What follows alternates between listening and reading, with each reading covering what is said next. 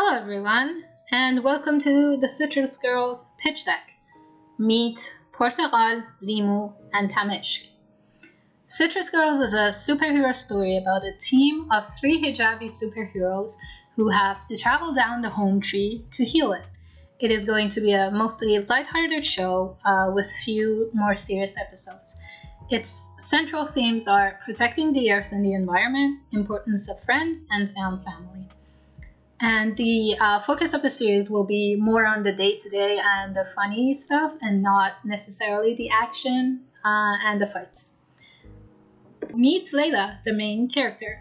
Layla is a 13-year-old girl who cares a lot about her studies, and she's a bit of a nerd. She's very ambitious, and she always sets out impossible or very hard to achieve goals for herself, her future, and what she wants to do. And she's loud, energetic, and loves to watch romance movies and read horror books. Her superpower is controlling electricity, and her superpower name is Limu. In the beginning of summer, Layla's mother sends her to stay with her young aunt, Tara, in hopes that she'll learn to relax and ease a little bit. Her electricity powers accidentally show up one time, and Tara agrees and plans to mentor her and teach her how to control her powers. Throughout the series, she'll learn how to control herself and be a little bit more easy on herself and let herself make mistakes. Tara is Layla's 22-year-old aunt. She's carefree, creative, and a little bit clumsy. She forgets things easily. She tends to take things way less seriously than Limu. She has telekinetic powers and can create energy shields. Tara makes and sells wooden kitchenware. In her free time, she loves to cook and take care of her plants. She's bilingual and tends to forget words, which cause her to be unintentionally funny in especially serious situations. Pari is Tara's childhood friend and rival.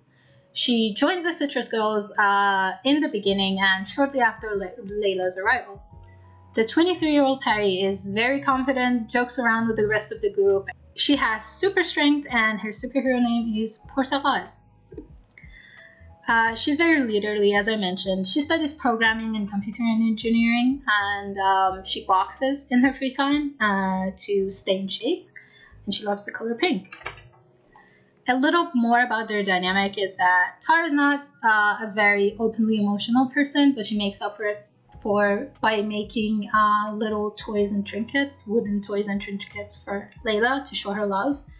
But Tara is very open and caring and expresses her emotions very easily. When these two were children, Tara and Pari, they made a vow to never let each other go and stay friends forever. But a big opportunity came up for Pari and her family, so they left the city, and that's the main root of a little bit of their conflict and rivalry. Tara tries to get Layla out of her comfort zone, but her method of mentorship is a little bit unplanned, which tends to cause Layla to be stressed about it. Tara and Pari are fiercely competitive, but they still remain friendly. Home, short for home tree. This tree was once surrounded by magical life-giving water, which is different from regular water. It has magical properties and lives through every single plant and keeps them each connected. There used to live 2 giant fish that protected these mythical waters, but after the industrialization and the excessive use of this water, the drought that followed killed these 2 fish. And now, at the roots of the tree and in their carcass, there's all these factories and all the pollution. And the only organism that can really live there long term is these poisonous frogs. On each of the branches are different cities. 1 on the very top is Zod, 2 is Vaz, 3 is Tab, 4 is Shar, and 5 is Bur.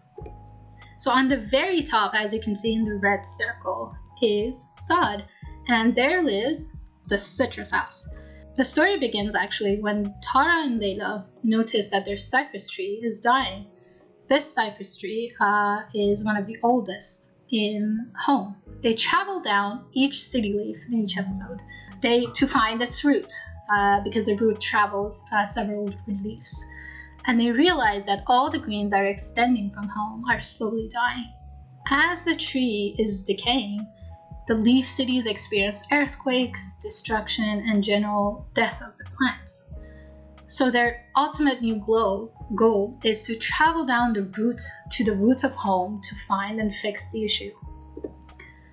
Sarv, the cypress tree that I mentioned, is one of the oldest trees in Home. Its care was given to Tara as a child, and she grew up around that tree, so it means a lot to her.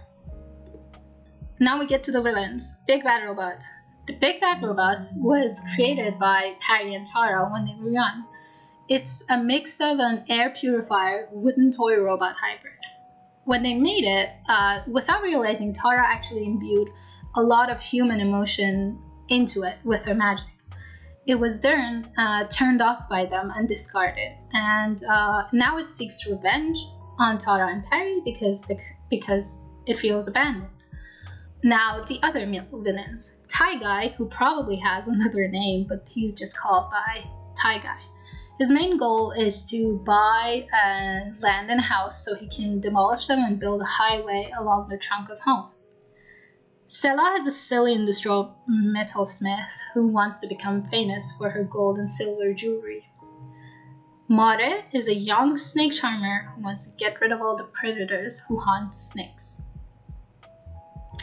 Other characters. These are the other characters, other heroes that accompany the Citrus Girls for a few episodes, join them on their journey, and depart.